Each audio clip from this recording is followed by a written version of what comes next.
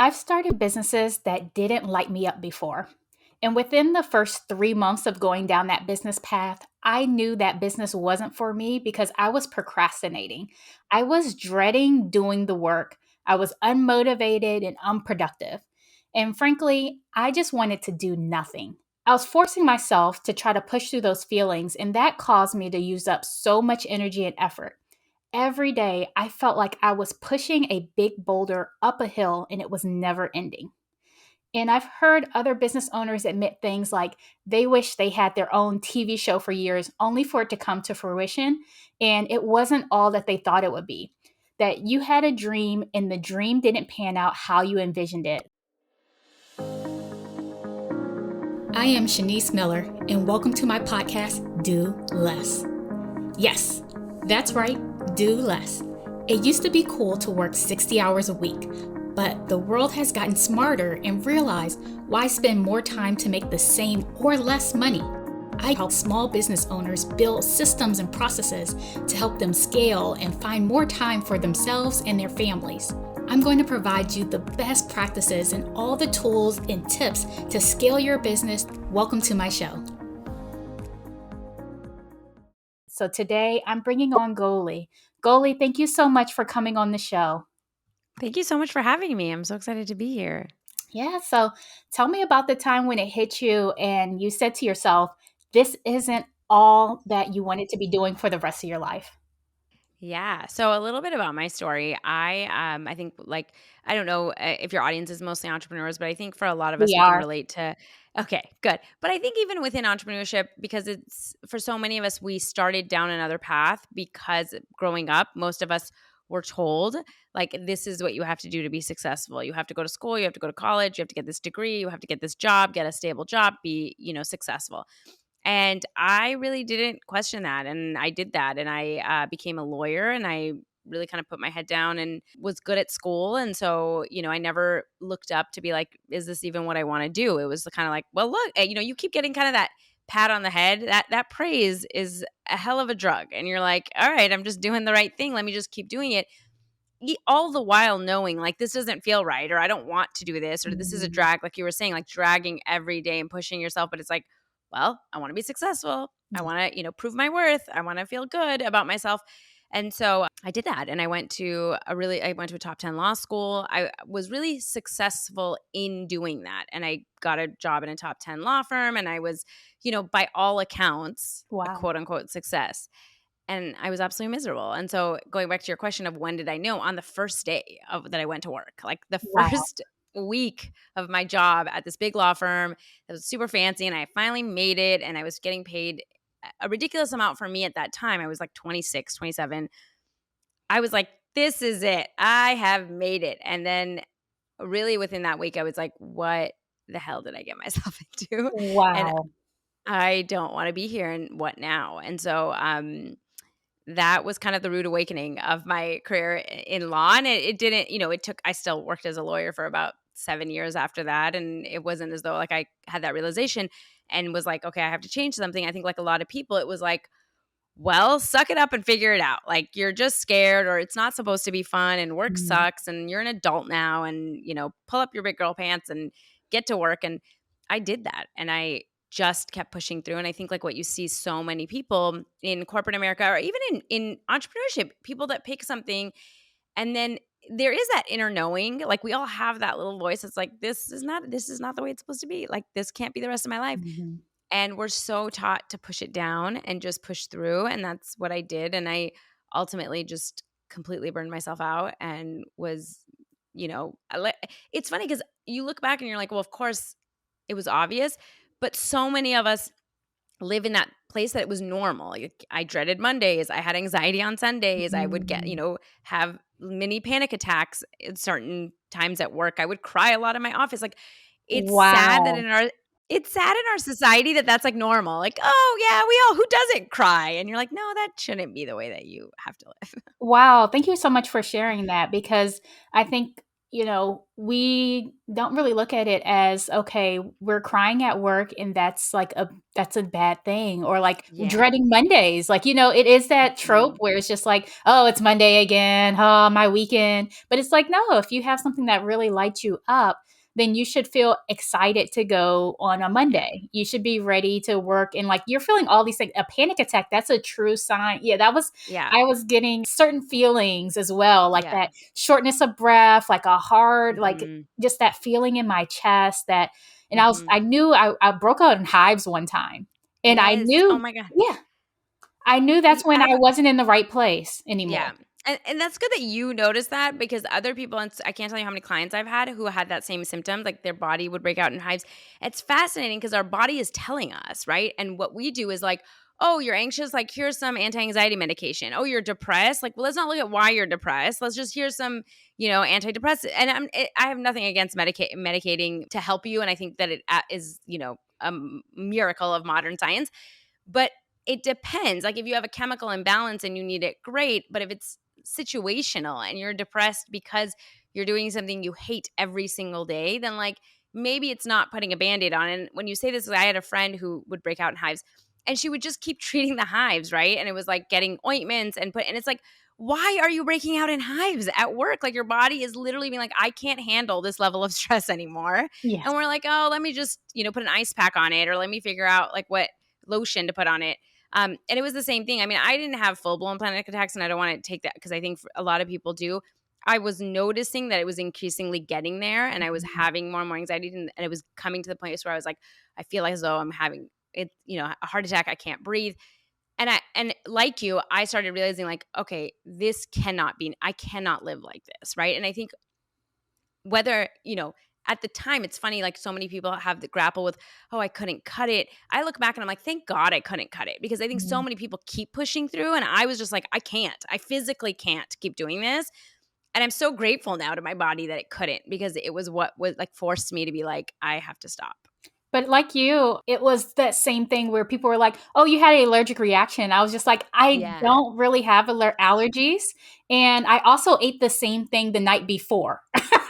and, Mhm. and had no Mhm. problem. So it was like one of these strange things that it just like happened. I like when I had the hives, I was about to faint too. So it was a lot of stuff going on. And Yeah. I'm like, this is crazy. And but it was one of Mhm. those things like, oh, I do know I need to go. So those are like some of the things we'll talk about with clients, like, okay, these are certain tasks that you need to eliminate because it's not just Yes. about automating or delegating. There are certain things we need to fully eliminate from ourselves, our lives, to have that I love happier that. and better life all around.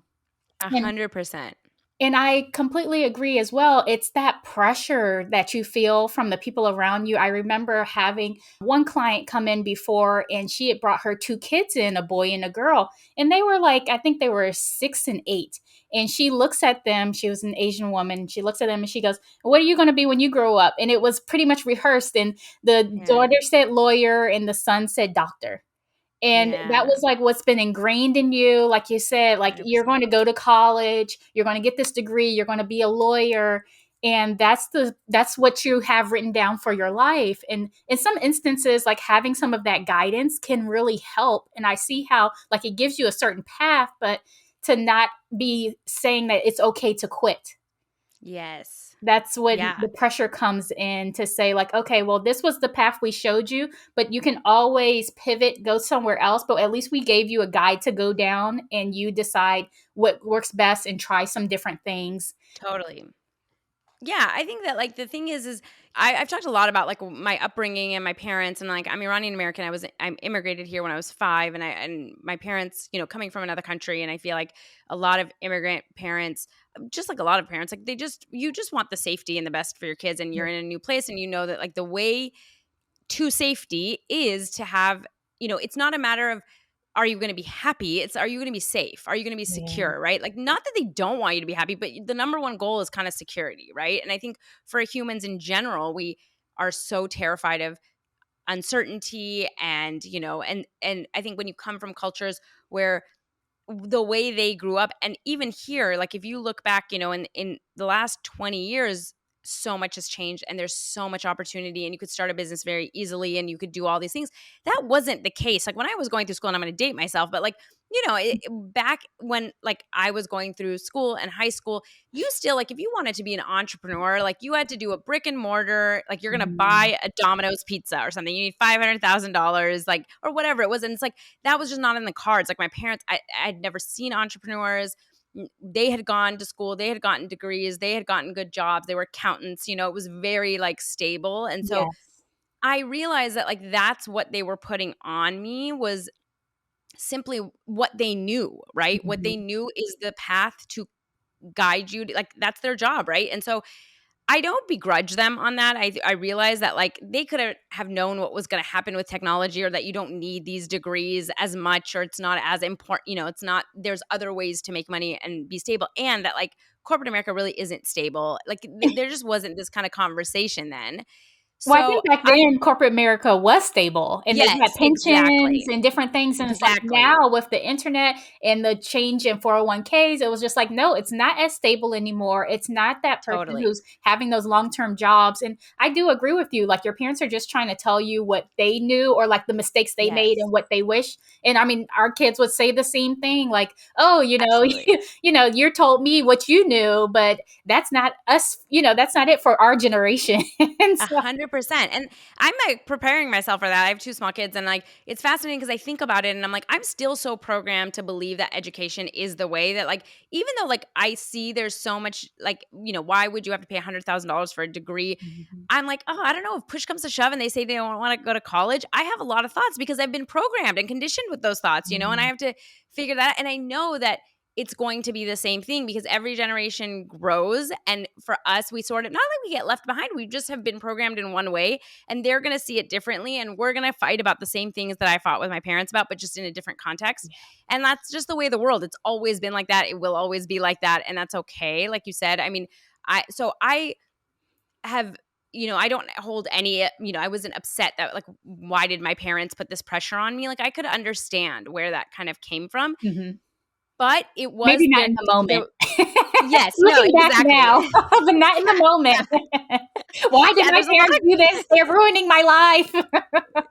there's definitely been a lot of growth in that acceptance. Yes, at the time it was like, why do you have to put so much pressure and I don't need to be perfect and why can't you just love me? And it was a lot of that. But and it's funny because I still me and my sister mess with my mom all the time, and it's like every time like we're just constantly like hammering at her like all of the things that like she did quote unquote wrong, and she's like, I was trying the best I could, and it's like we joke about it now. And you're right, at the time it was a lot of pressure and I felt very trapped because of that pressure. Not Mm, this is the thing I work with a lot of people is that like we love to believe we don't have a choice because it's a hard choice, right? I could have quit that first week. I could have left that mm, first year, as a lawyer. I could have done a lot of things, and I was an adult. My parents didn't control, they didn't pay for my rent. They didn't do any, like I could have said like I don't want to do this, but we sort of create these invisible cages for ourselves. And it's like, well, I can't leave and it's really because I don't want to deal with that discomfort. I don't want to have these conversations with my parents. I don't want them to feel mhm. disappointed that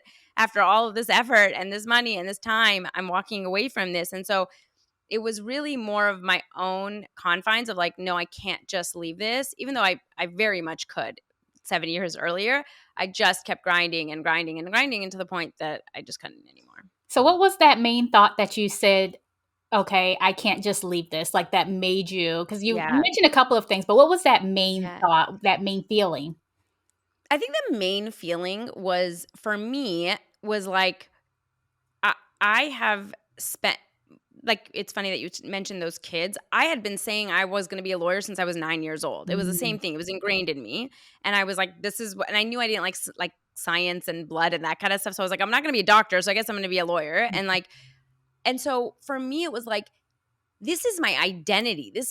I've only ever been the kid that was going to go to law school or that was in law school or that was a lawyer. And I really felt like I've put my whole life up until that point, I'd put all of my life, all of my time, a lot of money. I'd spent, I was like $100,000 in debt from my law school degree. So I was like, I have the amount I've invested, both time, energy, and money in this. I can't just throw all of that away. Like it mhm, really felt like I was throwing it away. And so that there's this sunk cost fallacy. Like the more we sink time and energy and money into something, the more likely we're to stick with it, even if it doesn't serve us. That was the biggest hold on me. Was like, I mean, that, and I also thought I had no other skills and talents. I was like, there's nothing, I don't know how to do anything else. I've only ever studied this. Like, I couldn't get a job doing anything else. So I think Mm. between those two, I felt very like, well, this is it. This is the only skills I have. And I've put so much into it that there's no way I can do anything else. I can completely relate with that time energy because I knew I was right in the middle. I had just finished my sophomore year in college, and I was just like, I don't know if the workforce is really for me. And I was starting to like pivot, but I was like, I've already come this far. I should at Mhm. least continue on, not waste those credits to be able to, even though like I knew I was going through something. And just like you, my first day, I was just like, this is not going to be my retirement job. I'm not going to be here Mm, 30 years. I'm not going to be here 20 years. Like I came into my first career with that mindset. And I think that good for mindset you. actually made it happen. So, Yeah. That absolutely made it happen because I think most people go in and it's like, well, I guess I'm here for the next 30 years or, until they kick me out. so what shifted in you that made you deprogram and Yeah. have that first initial step that you were like, okay, well, I know that this isn't for me and let me go and find something different? Yeah. So for me, and it's funny because I see this a lot with a lot of my clients is sometimes you need a nudge from the universe. There needs to be some kind of break. Some people are strong enough to just quit and be like, I'm going to start over. And I encourage a lot of people to do that and I help them kind of do that. But for me, I ended up getting a quote unquote break. It wasn't a break, but I had my son and I was going to take maternity leave. And so I got to stop working and like not think about work for a couple of months. And then we ended up moving in that time. So I had to quit my job and move to another state. And that was really the impetus of like, okay, well, now I have, if I think if I had stayed, I would have just gone back to my job. It would have been too short of a period, like 3 months. I would have like not, obviously like in maternity leave, you're not sleeping, you're not, you're there. It's so exhausting. So it's not like as though I was like hatching my career plan at the time. I was just taking care of my baby. And I think if I had stayed in Arizona, I would have just gone back to that same job. But I think being forced to quit and then have to look for a new job was the time where I was really then questioning because I would look at these job applications, I mean the job descriptions, and I would just feel nauseous. Like I would feel this pit in Mm. my stomach and I would just think like I don't want to do this. I can do this. I'm qualified to do this. I don't want to even apply because like I don't want to get this job. Like I don't want to have to be doing this every day. And that was like the little like and I wish I had the forethought. I wish I could say I was so introspective that I was like I was going to leave. I was just complaining every day to my husband. I was complaining every day about every job application, about how little I wanted to do it. And God bless him, he was the one that was like, if you hate it this much, why don't you do something else? Wow. And I remember in the beginning, I was like incredulous and like I would roll my eyes and I was like, what do you mean do something else? Like I'm a lawyer and this is what I do. And like, there's nothing else I can do. But he had planted a seed. And I was like, I started thinking like at night when I was going to bed, like, could I do something else? Is there something like, are there other lawyers that did something else? What else could I do? And it was just slowly that idea. And again, I give him so much credit because honestly, I was so blessed to have not only his support, but his like wisdom and talking about this whole sunk cost. He was the one that really like flipped a switch for me because in our discussions, I kept saying, I can't throw all of this away. I've Mm. spent 10 years and $100,000 like getting these degrees and, getting this work experience. I can't just throw it all away. And he said, okay, so you're just going to throw the next 30 years away? Wow, that's And a big and mind shift right it there. I mean, it was huge. It was literally then that when they tell you it was like a moment, like, Yes. that was like a light switch. I was like, "Oh my god, he's right." Because at the time, I was like 31, and I was thinking about, I'm gonna work for another 30, 35 years, 40 years, right? And if I already am this unhappy in this, and I'm having this anxiety, and at this point, it also, like, the stakes become higher when you have a kid because I'm like, well, now I'm gonna leave my child to go do something I hate, right? It's like now it's like I also then add on that like I have to balance motherhood and it was just too much. And when he said that, I was like, oh my God, he's right. like, okay, let's say, and I don't even think it wasn't like I didn't throw it away. Like those 10 years really formed who I am. But Mhm. even if we throw it away, okay, what do you want to do the rest of your life? And that really shifted the way I started thinking about it. And I was like, no, I have to find something else. I really love the fact that he put it in that perspective, because so many times I was stuck in the past looking at how much Mhm. energy and effort I put towards something that might not have been moving the needle forward. And instead of looking at how much time I had in front of me, I'm so busy Yes. looking at, and I see people too when they are filled with regrets. You're so busy looking at the time, and that's what been behind you, that you're not looking at all of the time and possibilities that are in front of you. So I really love 100%. that, because that's a whole mindset shift. And it Exactly. it also comes into play when we are doing with our clients the 1 year, 3 year, 5 year vision plans, your full Hmm. action plan, planning out exactly where do you see your life, because we have a lot more life in front of us than we think. Even if, Yes. someone is 50, 60 years old, you think it's not, you're too old to make a change. It's like, no, you can still look towards and do things every day to go towards the life that you really want to live. You're not necessarily stuck. So I know Oh, 100%. I know your next business was a photo booth business. So Yeah. how'd you get into that? You're applying and then photo booth? Yeah. What's the Yeah, connection? it definitely didn't happen in that quickly. It wasn't like, well, now I'm gonna start a photo booth business.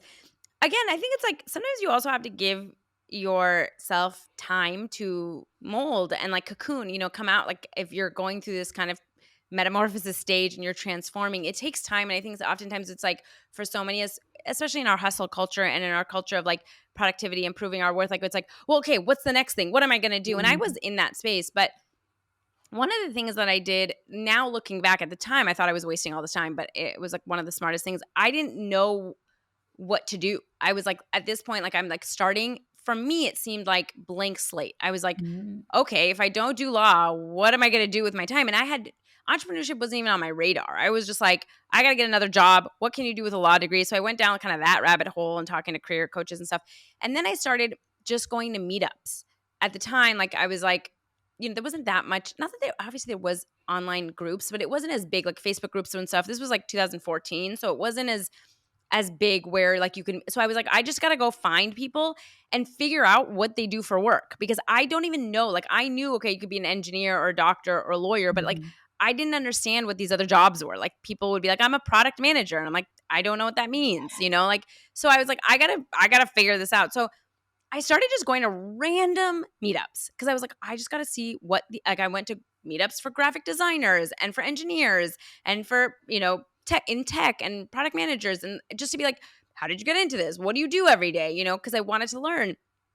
And to be honest, I wanted to get out of the house. I was at this in my home with a 1 year, 1 year old at the time. And I was like, my husband would come home from work and I'd be like, here you go. I have to go to this meetup. I got to get out of here.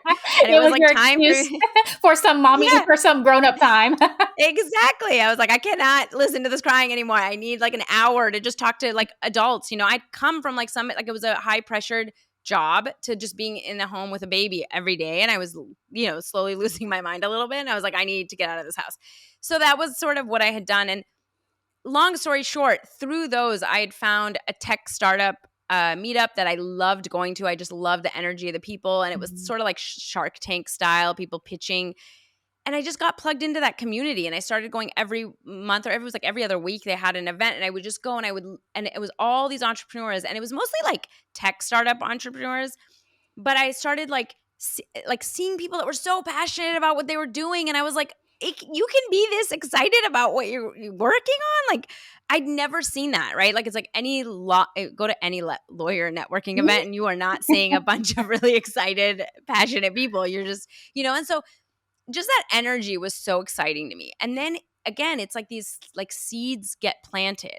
I started like seeing these people, and I had thought like to be an entrepreneur, you need something special, you need degrees, you need to have this some it quality. And I would mhm, talk to very, very normal people, and not to like toot my own horn, but I was just like, I'm just as smart as you. Like, why does this person think they can get up and ask for $1 million in funding and like try to raise money for this random idea that they have that they haven't really fleshed out? And I'm over here being like, I'm not smart enough. I'm not good enough. I can't do mhm. that. And so that slowly started. Like I was also, by the way, during this time applying to jobs, and I was volunteering, and I was doing all of these things to figure out like, what do I want to do with my life? Mm. That slowly led to like, maybe I could start a business. What kind of business would I start? I really liked the idea of like working for myself and having that time freedom and flexibility. And I liked the idea of growing something, and I really wanted to prove to myself. And then the photo booth just came out of like, I was sort of in search of a problem. I was like, I want to start a business, but I don't know what. Mhm. And at the time, my husband's an engineer, and we were building a photo booth for my son's first birthday. And we were just making, at the time there was none that were out of tablets. Like I didn't want a really expensive thing. I just wanted something that was like people could have fun at his birthday with. And I couldn't find anything. And that, I feel like that's how so much of entrepreneurship Yeah. starts, where people are like, wait, why has nobody created this? People would love this. This is my So problem. I need the solution to yes, my own problem. exactly. All good businesses. So I was like, maybe I could make this into a business. Maybe I could start creating these kind of tablet based photo booths. And that's where it started. And that was my first business. Okay. So then what, I know you quit that business too, but Yeah. what Yeah. I quit system things left and right now. I mean, I quit things left and right too. So you're not alone in that boat. But what system do you use now to decide whether to quit a business and to figure out what work engages you? Yeah, that's such a good question.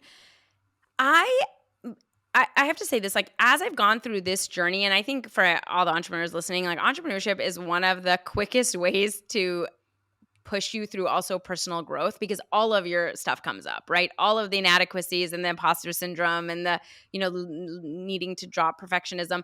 So through this process, I was doing a lot of personal inner work and self growth, and like really learning to tune into myself and like, what is it that I want, and why was I always doing what everybody else wanted? And Mm. so I have to say, like, there's part of it is me being more in tune of like, why am I doing this even? And asking those questions like, am I doing this to prove I'm good enough? Am I just trying to succeed to try to like prove my worth? Why am I, or do I really believe in this product and I want to help people and whatnot? So I sort of have this like gauge and barometer. And I always like talk to my clients about like, it's a pendulum. It's not as though you're like, I'm always tuned in and I always know the exact right answer. It's like, I just notice myself like, hey, sometimes like my pendulum is swinging into like, I'm working too much and I'm burning myself out, or I'm, kind of losing touch with why I was doing this. And then I bring myself back, and it's like, okay, let's get back to like, what was the why? Why are we doing this? What do you want to do? Like you were saying, what do I want to cut out? What's Mhm. draining me? Like, and then I, sometimes I go too far and I'm like, all right, listen, we got to hustle a little bit. You got to work a little bit. Like, it's not all about like rainbows and butterflies. And then I bring myself back. And so I've learned this kind of calibration with myself, and I let myself kind of be in those. I don't need to make it perfect. Mhm. But I think another key thing though for myself is that like, so I coach on mindset now. After that business, I went and I got certified as a mindset coach, a life coach, and I'm now a master certified life coach. And I'm really like learned a lot of the tools to like help you manage your own mind. And one of the things that I realized is that like, because there's fear, because there is, the imposter syndrome or the uncertainty, our brains are very smart and can be really tricky, where it's like, I started realizing like, let's say I want to start I started a membership. I knew my brain was going to go to, it's not working. Everybody hates us. You're not good at this. Shut it down. Right. And Yeah. like, I know that's where my brain's going to go. When I started my podcast, I knew my brain after like, it was like, no one's listening. Stop doing it. This is embarrassing. Like, you should stop this now. So one of the other ways I sort of put a check on this is that I really set certain like time goals, where I would say like, when I started my podcast, I was like, come hell or high water, I'm doing this podcast for a year. I'm going to do it every week Mhm. for a year. And then I can reevaluate. And then I I can did check in the with same myself and say thing. like, I said the exact listen, same thing because it's part I of love my it. action plan, and that's how it's like Yes. you can really to see if something's working, giving yourself not enough time, not just like pulling the Yes. rug from under your feet before you've even like allowed like Mm-hmm. one day, that's not enough time to really go through and see if 100%. this is working or not. So, what are you quitting next? Oh, that's such a good question. So many things. And that's the thing is like, actually, it's funny because I'm going through this right now, where I've been thinking a lot, and why I love your podcast and this idea is because I think, again, like this pendulum, I've realized, okay, I've created a lot of unnecessary complication in my business, and we can keep ourselves really busy with a lot of like hustling and busy work just to feel productive. Mhm. And so one of the things I'm deciding is like, how do I quit everything that's unnecessary and really go back to the simplest form? Like if I was going to make this the simplest business and I was going to make what are the needle moving things I have to do every week and that's it. And then either I delegate or I just don't do it. Like you said, I just cut it. And it's like, do we need to be on all of these platforms? Do I even need to do social media? Like I Yes. constantly question these things. Like who said, what if I just did the podcast and email? Maybe I just, so right now I'm in that process of figuring out what can I quit within the business that isn't necessary, that's just kind of clogging up my time and energy so that I can focus more on the things that are working and then give myself more time for rest or building something new or, whatever it is So I you want to do. can do less. Yes, exactly. So Yeah. thank you so much for coming on the podcast, Jolie. It was such a pleasure Th- having you on. Thank you so much for having me. It was my pleasure and I'm so glad we got to connect. And if your audience ever wants to find more, they can find me at Lessons from a Quitter at pretty much everywhere and come say hi. So this has been an amazing episode of Do Less with me, Shanice Miller. Share this episode with anyone who needs to hear this today. Leave a 5-star rating and review. And remember, if you're an entrepreneur and you need to do less in your business, click the link in the description to work with me.